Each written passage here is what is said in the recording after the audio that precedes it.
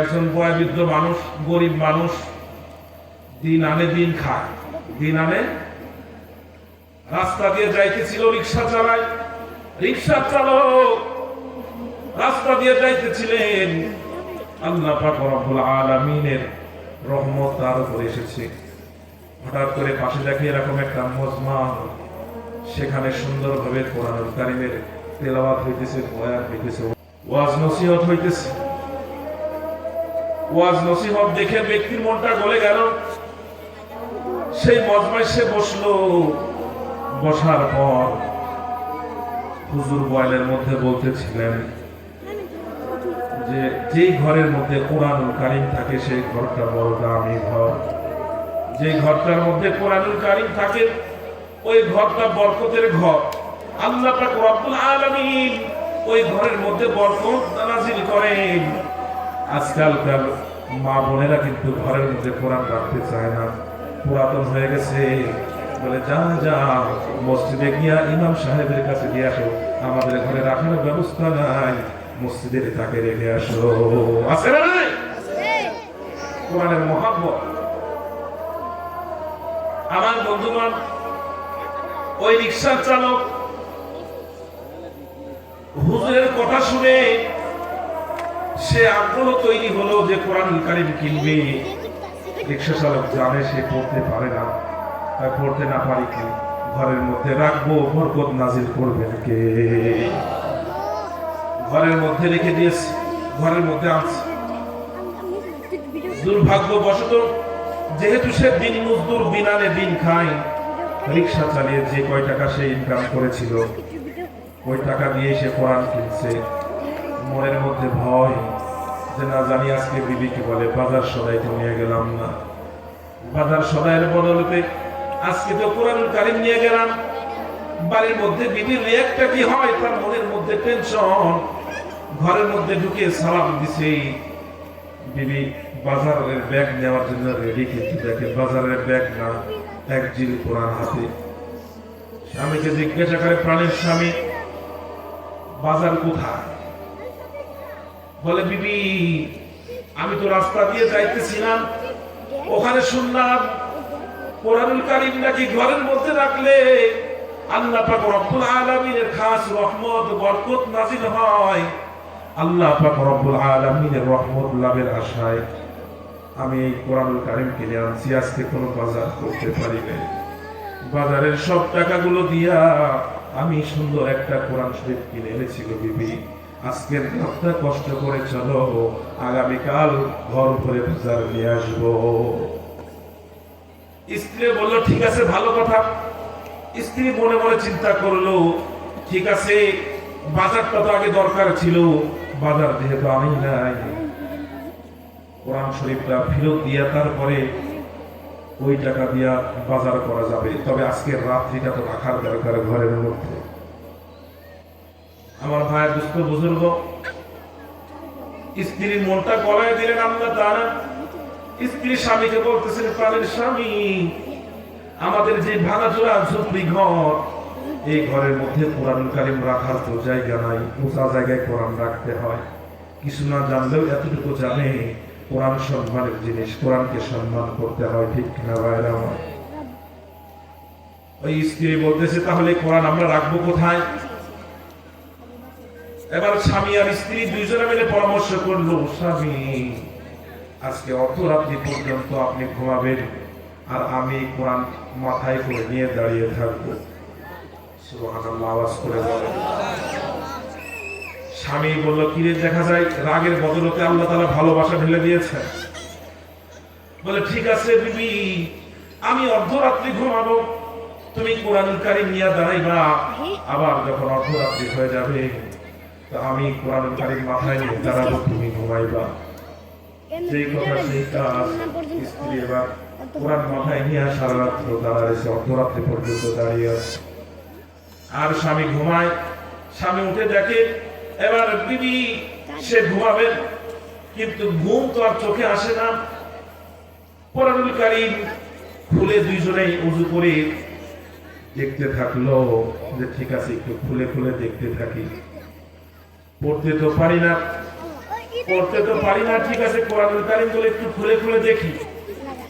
একের পর এক পৃষ্ঠা উল্টায় আর দেখতে থাকি আর বলে হাযা কালামু রাব্বি, এটা আমার রবের কালাম। তার মনের মধ্যে চিন্তাগুলো আসতেছিল। আমার ভাই দুস্থ বুজুর্গ, আমার মনে আছে আমি তখন স্কুলে পড়ি, হয়তো 2 বা 3-তে হবে। আমার দাদি প্রতিনিয়ত কোরআনুল কারীম নিয়ে দরজার সামনে বসে পড়তেন। আমার দাদির যখন পড়া হইতো তো আমি এরকম ভাবে আঙ্গুল ধরাইতাম আর গুনগুন আওয়াজ করতাম, কিন্তু পড়তে পারতাম না। এই ভালোবাসা দেখে মা বাবা সিদ্ধান্ত নিল যে আমাদের সন্তানকে মাদ্রাসায় দাও। সেই থেকে মাদ্রাসায়, এটাও কোরআনের বরকত। কিসের বরকত? আমার বন্ধুগণ, স্বামী আর স্ত্রী দুইজনে মিলে বিসমিল্লাহ বলে পৃষ্ঠা উল্টার দেখে কত সুন্দর আল্লাহর কালাম, এত সুন্দর আল্লাহর কালাম। পৃষ্ঠা উল্টাইতে উল্টাইতে উল্টাইতে উল্টাইতে পুরা পৃষ্ঠা শেষ করে দিয়েছে, পুরা কোরআন শেষ করে দিয়েছে।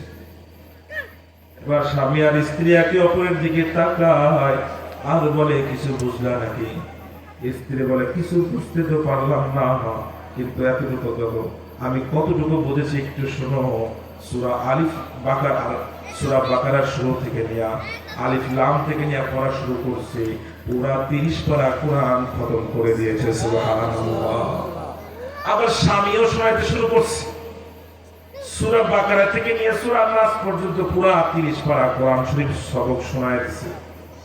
বলে কিভাবে আসলো, কিভাবে আসলো? বলে কোরআনুল কারীমকে ইজ্জত করার কারণে, কোরআনুল কারীমকে সম্মান করার কারণে আল্লাহ পাক রব্বুল আলামিন তাকে মর্যাদা দান করেছেন। সুবহানাল্লাহ। মকবুল তো হায় সাজ হায় কাবিল তো বহুত হায়,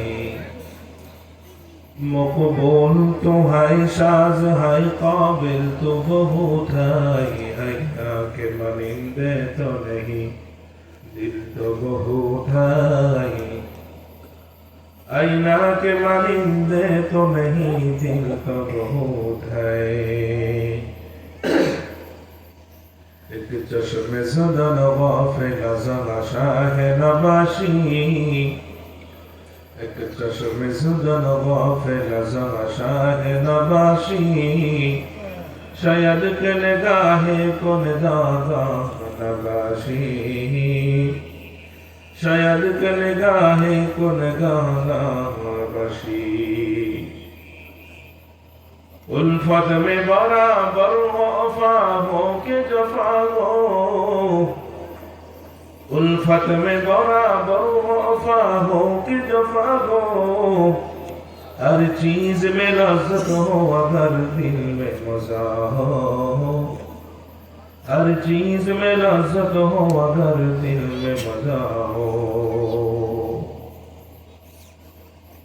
अल्हम्दुलिल्लाह, জামিয়া ফরিদিয়া মারকাজুস সুন্নাহ মাদ্রাসা কর্তৃক আয়োজিত আজকের এই মহতী জলসার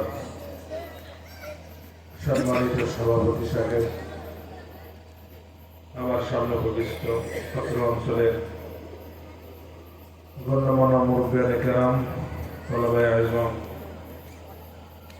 আল্লাহ রাব্বুল আলামিনের দরবারে লাখ কোটি শুকর ও সুজুদ যে আল্লাহ রাব্বুল আলামিন আমাদের সবাইকে মাগরিবের নামাজের পর অনেকক্ষণ ধরে ধৈর্য সহকারে বসার তৌফিক দান করেছেন, জান্নাতের বাগানে আমাদেরকে বসার তৌফিক দান করেছেন, সুযোগ করে দিয়েছেন। গুনাহ মাফের মজলিসে আল্লাহ তাআলা বসবার সুযোগ করে দিয়েছেন। সেই মহান আল্লাহ রাব্বুল আলামিনের দরবারে সকলে কালিমাতুশ শুকর আদায় করি, সকলেই বলি আলহামদুলিল্লাহ। সময় খুবই সংকীর্ণ, এই অল্প সময়ের মধ্যে ইলমে দ্বীনের গুরুত্ব, ইলমে দ্বীন শিক্ষার গুরুত্ব ও ফজিলত নিয়ে কিছু আলোচনা করার চেষ্টা করব। আমার তৌফিক ইল্লা বিল্লাহ। যতক্ষণ কথা হয় একটু মেহেরবানি করে এদিকে একটু মনোযোগ দিলে ভালো হয়। আল্লাহ রাব্বুল আলামিন সূরা আর রহমানের শুরুতে বলতেছে, আর রহমান আল্লামাল কুরআন, দয়াময় আল্লাহ যিনি কোরআন শিক্ষা দিয়েছেন। খলাকাল ইনসান এরপরে আল্লাহ তাআলা বলতেছেন, যিনি মানুষ সৃষ্টি করেছেন, মানুষকে সৃষ্টি করেছেন, আওয়াজ করে বলি, আওয়াজ করে বলি, কে সৃষ্টি করেছেন? আমার আপনার স্রষ্টা কে? আল্লাহর নাম একটু জোরে নেওয়া মুস্তাহাব, সুন্নত। আল্লাহর নাম বলতে, আল্লাহর নাম উচ্চ আওয়াজে বলতে কোনো ভয় আছে? জবানের মালিক কে? এই জবান আল্লাহর জন্য ব্যবহার করে। তো আল্লাহ রাব্বুল আলামিন বলতেছেন, যিনি কোরআন শিক্ষা দিয়েছেন, এরপরে বলতেছেন মানুষ সৃষ্টি করেছেন। আপনারা বুঝে থাকলে বলেন, আগে মানুষের দরকার আছে নাকি আগে কোরআন শিক্ষা? মানুষই যদি না থাকে, মানুষের অস্তিত্ব যদি না থাকে, তাহলে কোরআন শিখবে কি? ঠিকই না বলেন? তো এই জায়গায় এরকম ভাবে বললে ভালো হইতো, আর রহমান খলাকাল ইনসান, দয়াময় আল্লাহ যিনি মানুষ সৃষ্টি করেছেন। এরপরে বলার দরকার ছিল আল্লামাল কোরআন, কোরআন শিক্ষা দিয়েছেন। কিন্তু আল্লাহ তাআলা তার বচন ভঙ্গিকে একটু ভিন্ন আঙ্গিকে, একটু ভিন্নভাবে উল্লেখ করলেন। সর্বপ্রথম বললেন আল্লামাল কোরআন, যিনি কোরআন শিক্ষা দিয়েছেন। এরপরে বলতেছেন মানুষ সৃষ্টি করেছেন। মুফাসসিরিনে কেরাম বলেন, আল্লাহ রাব্বুল আলামিন আগে মানুষ সৃষ্টির কথা না বলে আগে কোরআন শিক্ষা দিয়েছেন। এই কথা বলার কারণ হইল, বলে কোন মানুষ যদি তার মধ্যে কোরআন না থাকে, কোন মানুষ যদি কোরআন না শিখে, কোরআন অনুযায়ী নিজের ব্যক্তিগত জীবন, নিজের পারিবারিক জীবন, সামাজিক জীবন, রাষ্ট্রীয় জীবন যদি কোরআন দ্বারা যদি সে না গড়ে, তাহলে সে দেখতে আমার আপনার মতো মানুষ হতে পারে, দেখতে মানুষের মতো হাত, মানুষের মতো কান, মানুষের মতো চোখ, সবকিছু থাকতে পারে, সত্যিকার অর্থে সে প্রকৃত মানুষ নয়। ঠিক কিনা?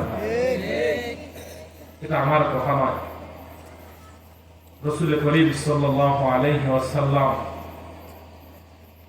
হাদিসের মধ্যে উল্লেখ করেছেন, قال رسول الله صلى الله عليه وسلم إن الذي ليس في جوفه شيء من القرآن كالبيت الخريب أو كما قال عليه الصلاة والسلام। আল্লাহর হাবিব সাল্লাল্লাহু আলাইহি ওয়াসাল্লাম হাদিস শরীফের মধ্যে ইরশাদ করে বলেন, যে মানুষটার মধ্যে কোরআন নাই, কোরআনের কিছু অংশ যে মানুষটার মধ্যে নাই, ওইটা তার ভিতরটা হলো উজার ঘরের মতো। আশেপাশে বন জঙ্গলের মধ্যে দেখবেন অনেক পরিত্যক্ত ঘর রয়েছে, অনেক উজার ঘর রয়েছে যেগুলো মানুষ ব্যবহার করে না, পরিত্যক্ত ঘর আছে না নাই? আমরা বলে থাকি ওটা হলো শয়তান বসবাস করে। আমরা বলে থাকি ওখানে ভূত প্রেত বিভিন্ন খারাপ জিনিস সেখানে বসবাস করে, ওখানে কোনো মানুষের বসবাসের জায়গা না। ওটা কেউ করছিল অনেক আগে, সেটা ছেড়ে গেছে, আছে কিনা বলেন?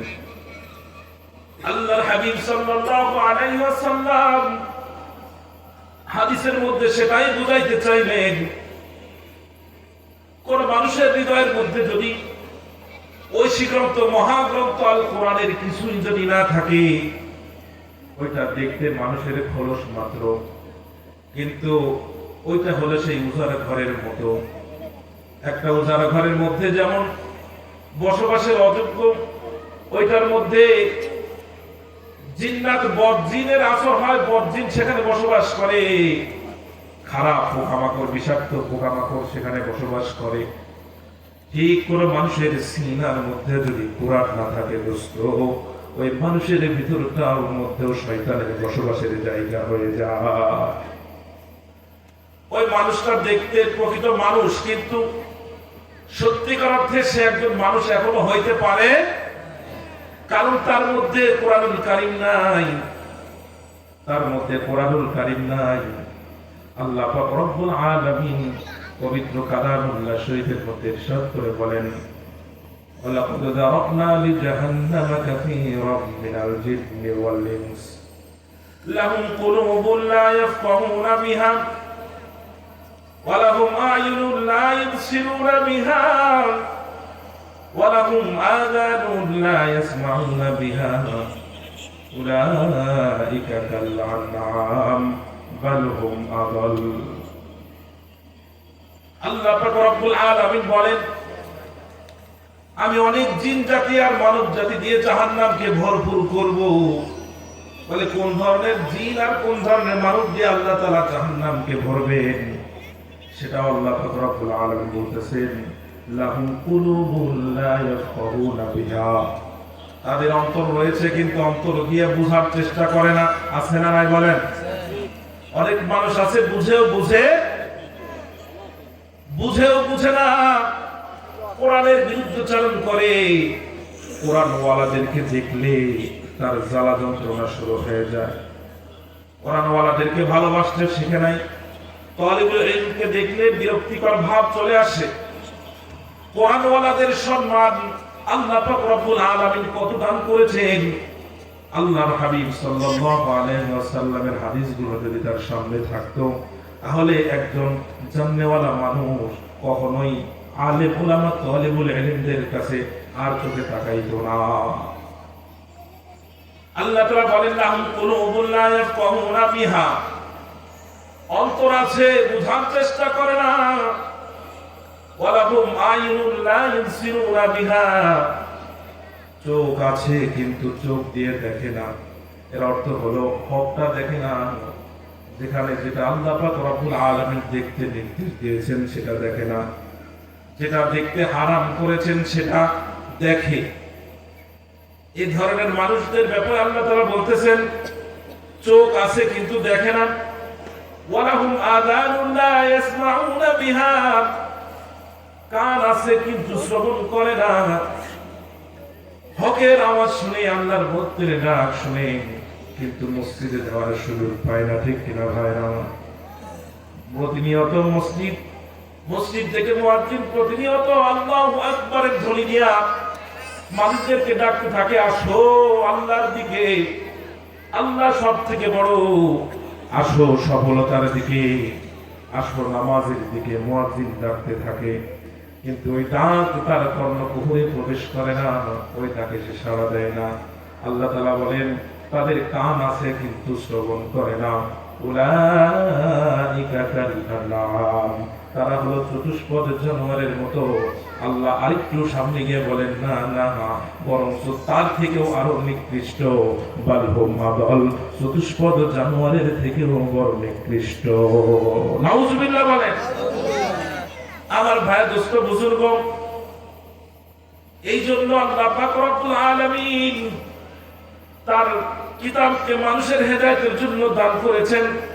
সেইটার কিছু অংশ হলেও তো নিজের মধ্যে থাকা চায়, কিন্তু বড় দুঃখ আর আফসোসের ব্যাপার, তিক্ত হলেও সত্য, নামাজ পড়তে পড়তে কপালে দাগ হয়ে যায়, কিন্তু ওই ব্যক্তির সূরা ফাতিহা শুদ্ধ করার সময় তার হাতে নাই। সূরা ফাতিহা একটু শুদ্ধ করবে, শিখবে, সেই সময়টুকু তার হাতে নেই। আজকে দুনিয়াকে ভালো বুঝছে, দুনিয়া এমন বুঝাই বুঝছে, দুনিয়াকে এত সুন্দর, এত মনোযোগ দিয়ে আদায় করতেছে, নিখুঁত ভাবে ক্ষেতের কাজগুলো করতেছে, এর মধ্যে ভুল ধরার কোনো সুযোগ নাই।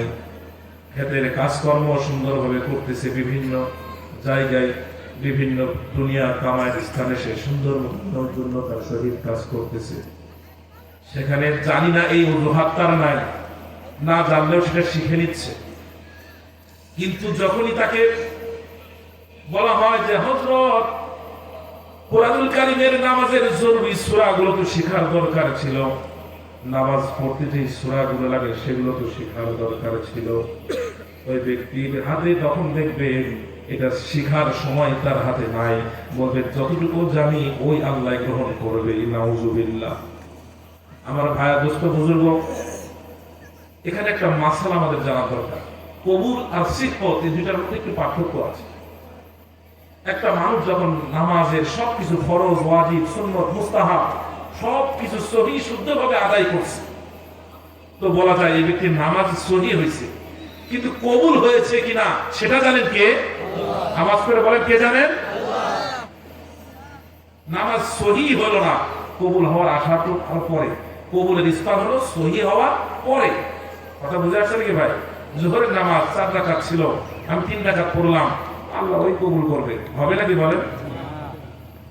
আমার বন্ধুগণ, নামাজ ভঙ্গের যতগুলো কারণ আছে এর মধ্যে অন্যতম কারণ হলো নামাজে কেরাত অশুদ্ধ পড়া। আছে না নাই? নামাজে যদি কেরাত অশুদ্ধ পড়ে, এরকম 60-70 বছর 50 বছর যদি নামাজ পড়ে, নামাজ পড়তে পড়তে কপালে দাগ হয়ে যদি যায়, ওই নামাজ আল্লাহ তাআলা গ্রহণ করবেন, কবুল করবেন, কোনো ওয়াদা নাই। এই জন্য আল্লাহর হাবিব সাল্লাল্লাহু আলাইহি ওয়াসাল্লাম বলেছেন, আখলিস দীনাকা ইয়াকফিকাল আমালুল কলিল, তোমার ঈমানকে খাঁটি করো, অল্প আমলই নাজাতের জন্য যথেষ্ট হয়ে যাবে। সুবহানাল্লাহ।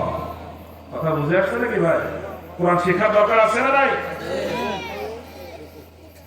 আমার বন্ধুগণ, কোরআনের সাথে যদি কারোর সম্পর্ক হয়ে যায়, আল্লাহ পাক রব্বুল আলামিন তাকে দামি বানায় দেন, তাকে সম্মান বানায়, সম্মানিত করে দেন। ওই যে দেখেন, নজুলে কোরআনের সম্পর্ক মক্কা মদিনার সাথে। পৃথিবীর বুকে কত রাষ্ট্র আছে, কত উন্নত দেশ আছে, সমস্ত রাষ্ট্র আর উন্নত দেশগুলির মধ্যে সব থেকে শ্রেষ্ঠ আর অন্যতম রাষ্ট্র, অন্যতম দেশ কোনটা? মক্কা আর মদিনা। আওয়াজ করে বলেন সুবহানাল্লাহ। যার কারণে দুইটা শহরের নাম যদি কারো দিতে হয়, মক্কাতুল মুকাররমা বলতে হয়, মদিনাতুল মুনাওয়ারা বলতে হয়। কিসের কারণে ভাই? সম্মানের কারণে, কোরআনের সম্মানের কারণে। আল্লাহ তাআলা কতগুলো মাস দিয়েছেন? 12টা মাস। কয়টা মাস? আওয়াজ করে বলেন কয়টা মাস? এই 12টা মাসের মধ্যে সব থেকে দামি মাস আর শ্রেষ্ঠতম মাস হলো রমজান মাস। কোন মাস? এই রমজান মাস এত দামি কেন? বলেন নজুলে কোরআনের সম্পর্ক হলো এই মাসের সাথে। কত লক্ষ লক্ষ কোটি কোটি ফেরেশতা আল্লাহ তাআলা তৈরি করেছেন, আল্লাহ তাআলা ছাড়া কেউ এদের গণনা জানে?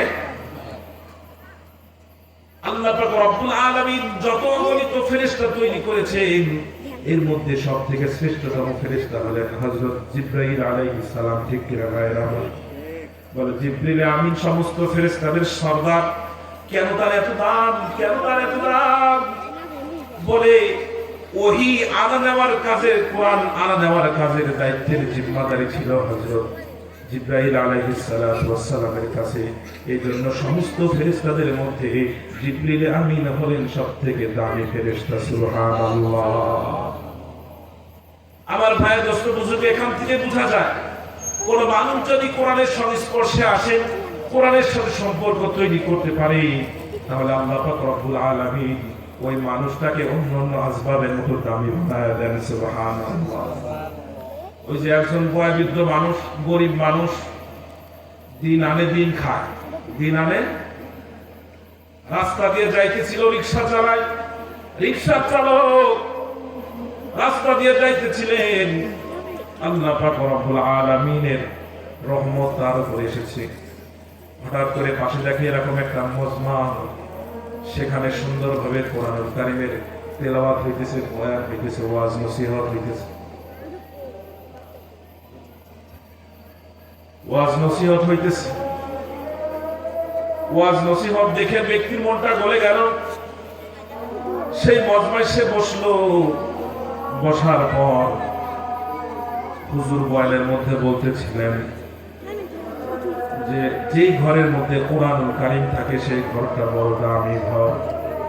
যে ঘরটার মধ্যে কোরআনুল কারীম থাকে ওই ঘরটা বরকতের ঘর। আল্লাহ পাক রব্বুল আলামিন ওই ঘরের মধ্যে বরকত নাযিল করেন। আজকালকার মা বোনেরা কিন্তু ঘরের মধ্যে কোরআন রাখতে চায় না, পুরাতন হয়ে গেছে। বলে যা যা মসজিদে গিয়া ইমাম সাহেবের কাছে দিয়ে আসো, আমাদের ঘরে রাখার ব্যবস্থা নাই, মসজিদের তাকে রেখে আসো। আছে না নাই? কোরআনের মহব্বত।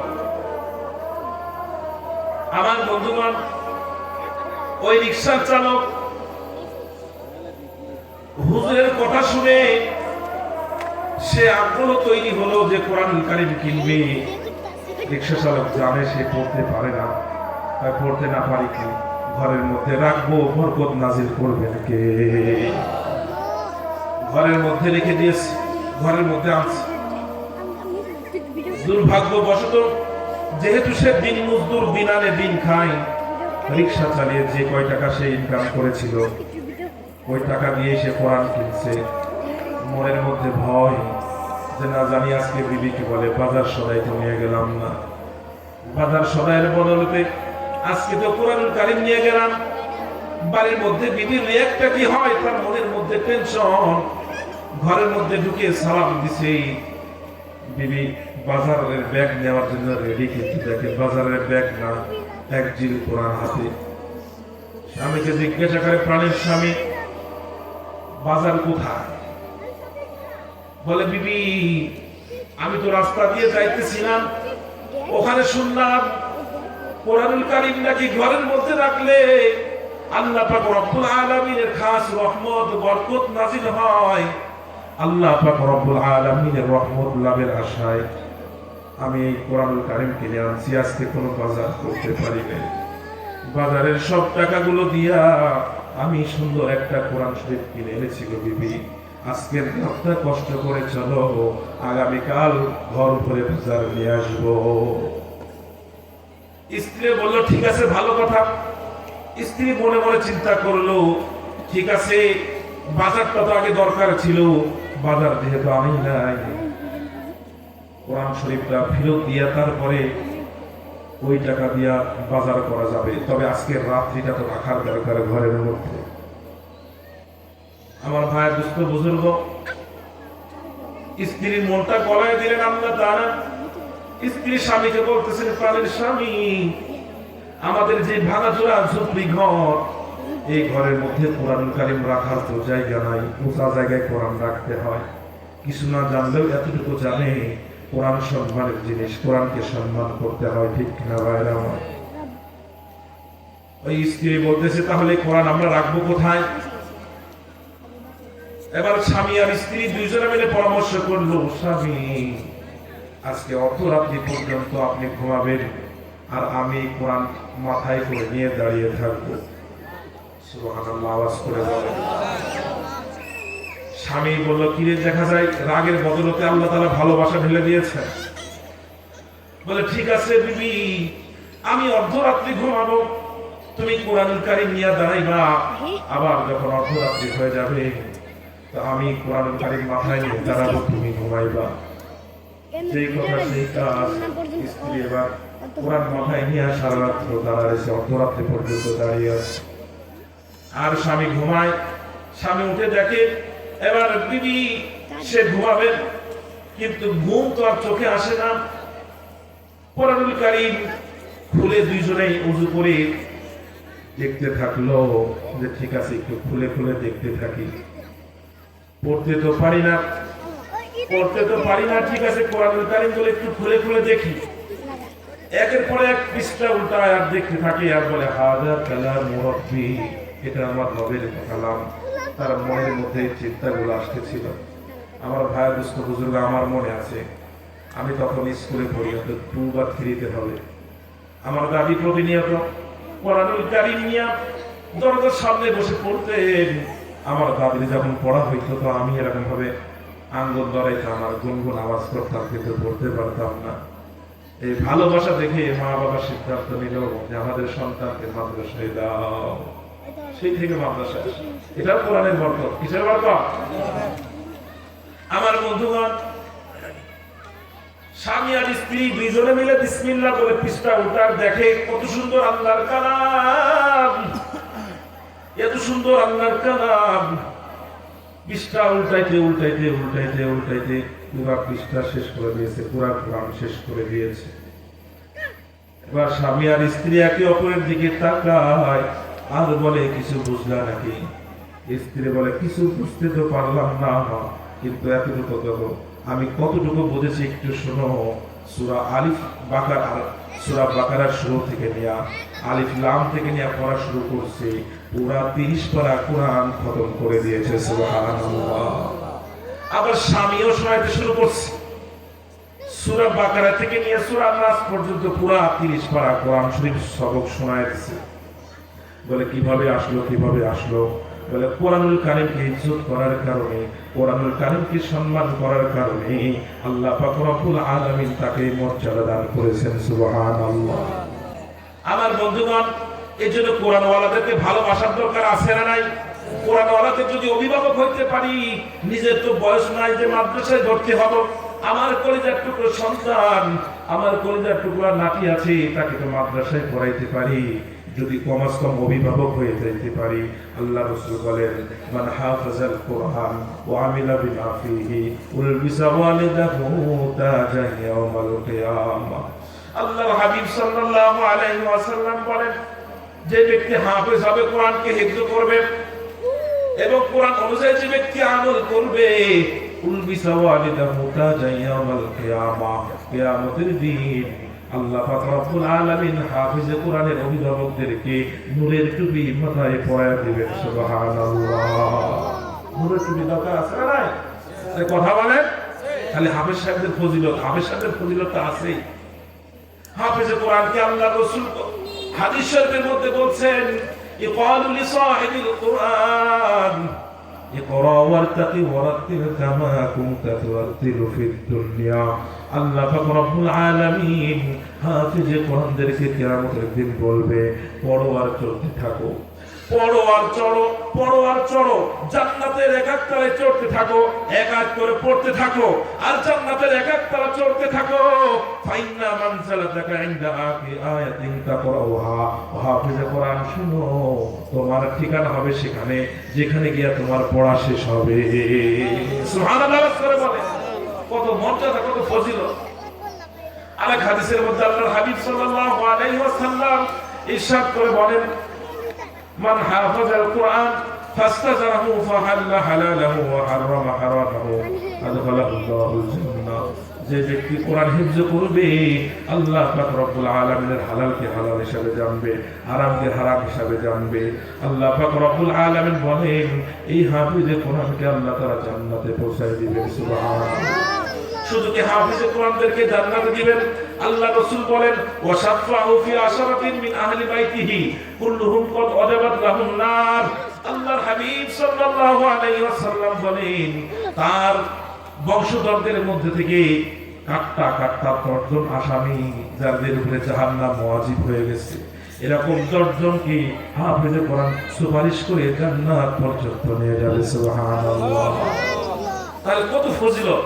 আমাদের সন্তানদেরকে মাদ্রাসায় যাওয়ার দরকার আছে না নাই?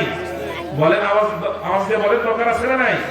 আমি চলে যাব, আমার সমস্ত আমল বন্ধ হয়ে যাবে, কিন্তু সমস্ত আমল বন্ধ হয়ে যাবে। قال رسول الله صلى الله عليه وسلم اذا مات الانسان انقطع عنه عمله। আল্লাহ রাসূল সাল্লাল্লাহু আলাইহি ওয়াসাল্লাম বলেন, মানুষ যখন মারা যায় তার সমস্ত আমলগুলো বন্ধ হয়ে যায়। ইল্লা মিন সালাস, 3টা আমল চালু থাকে। কয়টা আমল? 3টা আমল তার মৃত্যুর পরে কবরে যাইতেই থাকে। সুবহানাল্লাহ বলেন। ইল্লা মিন সাদকাতিন জারিয়া, 1 নম্বর হলো সাদকা জারিয়া। 1 নম্বর কি বলেন? সাদকা জারিয়া। আও ইলমিন ইনতিফাউ বি, এমন ইলম যে ইলম তাকে ফায়দা দেয়, উপকারী ইলম। 3 নম্বর আও আলাদিন সালিহিন ইয়াদউলা, 3 নম্বর হলো এমন নেককার সন্তান যে সন্তান তার জন্য দোয়া করে, রব্বির হামহুমা কামা রব্বায়ানি সগীরা। আজকালকার যুবকদের তো নিজেরই নামাজ পড়ার সময় নাই, নিজের তো দোয়া করার সময় নাই, আছে নাকি? তাহলে বাপ মার জন্য কি করবে? রব্বির হামহুমা বলেন। এই জন্য ভাই দোস্ত বুজুর্গ, সন্তানকে আদর্শ মানুষ বানাইতে হলে, নেককার বানাইতে হলে এরকম জামিয়া ফরিদিয়ার মতো জায়গায় নিজের সন্তানকে সেখানে দিতে হবে। দেখবেন জাগতিক শিক্ষার পাশাপাশি উখরবী শিক্ষাও হাসিল হয়ে যাবে। আপনি দুনিয়া থেকে চলে যাব, ওই হাফিজে কোরআন খতম করে আমাদের কবরে সওয়াব রেসানি করবে। ঠিক কি না বলেন? এই জন্য নিজের সন্তানদেরকে মাদ্রাসায় পাঠাবো তো ইনশাআল্লাহ। তারপরে আরেকটা রসুলের হাদিসগুলো আমি শেষ করে দিচ্ছি। ওয়ালা রাসূলুল্লাহ সাল্লাল্লাহু আলাইহি ওয়াসাল্লাম কুন আলিমান। আল্লাহ রাসূল বলেন তুমি নিজে আলেম হও। আলেম হওয়ার সুযোগ এখন আর আছে নাকি বলেন? যারা বুড়া বাবা হয়ে গেছেন সময় আছে মাদ্রাসায় ভর্তি হওয়া, মাদ্রাসায় নেবে নাকি? আল মুতাআল্লিমান, আলেম না হতে পারলে 2 নম্বর অপশন ছাত্র হও। আলেমের কি হও? যদি সেটারও সুযোগ না থাকে মাদ্রাসায় গেলে ভর্তি নেবে নাকি? কথা বলেন। আও মুস্তামিয়ান, আলেমের কথা শুনো, আলেমের সাথে পরামর্শ করো, পরামর্শ করে নিজের জীবনকে পরিচালনা করো। হাল বুঝতে পারো হুজুর কেমন আছেন, হুজুর কেমন আছেন, শরীরটা ভালো নেই, বিভিন্ন হাল হাকিকত তালাশ করেন। করা যাবে নাকি? হ্যাঁ। 4 নম্বর আও মুহিব্বান লাহু, যদি কমাস কম আলেম না হইতে পারো, আলেমের ছাত্র যদি না হইতে পারো। 3 নম্বর আলেমকে যদি এরকম ভাবে আলেমের কথাও যদি শুনতে না পারো, কমাস কম আলেমকে ভালোবাসো। আলেমকে কি বাসো? ওয়ালা তাকুম খামিসান ফাতাহলি, 5 নম্বর হয়ে না ধ্বংস হয়ে যাবে। এই জন্য ভাই দোস্ত বুজুর্গ, আমাদের জন্য মোটামুটি একটা অপশন তো খোলা আছে, আমরা সহযোগী হতে পারি। কি হতে পারি বলেন? টাকা পয়সা দিয়ে সহযোগিতা করতে হবে, একটু ভালোবাসা দিয়ে সহযোগিতা হবে। মাদ্রাসা একটু ভালোবাসা, একটু আশা, একটু খোঁজ খবর নেওয়া, কেমন পড়ালেখা হচ্ছে। নিজের সন্তান থাকলে মাদ্রাসায় পাঠায় দাও, পারা যাবে তো ইনশাআল্লাহ। মাদ্রাসার ছাত্রদের পড়ালেখা এখন এত উন্নত, বাহিরের জেনারেল শিক্ষার্থী যারা আছে, মাদ্রাসার লেখার ছাত্রদের, ওয়ানের ছাত্রদের হাতের যে লেখা, ক্লাস 10 পাশের ছাত্রদের হাতের লেখা তার থেকে অবস্থা। ঠিক কিনা বলেন? বিশ্বাস না হলে আপনারা টেস্ট করে দেখতে পারেন। আল্লাহ পাক রব্বুল আলামিন এই মাদ্রাসাকে কবুল করেন। এই মাদ্রাসাকে যারা ভালোবাসেন সবাইকে আল্লাহ তাআলা কবুল করেন। এই মাদ্রাসার যিনি ইমামের জিম্মাদারিতে আছেন যোগ্য আলেম দ্বীন, খুব আমাদের বন্ধুবর, অনেক ভালো মানুষ, তরবিয়তি মানুষ। আল্লাহ পাক রব্বুল আলামিন ওনার মাধ্যমে এই যে বাগান, জান্নাতের বাগান খুলেছেন, এই জান্নাতের বাগানকে আল্লাহ তাআলা কবুল করেন। ওয়া মা আলাইনা ইল্লাল বালাগ।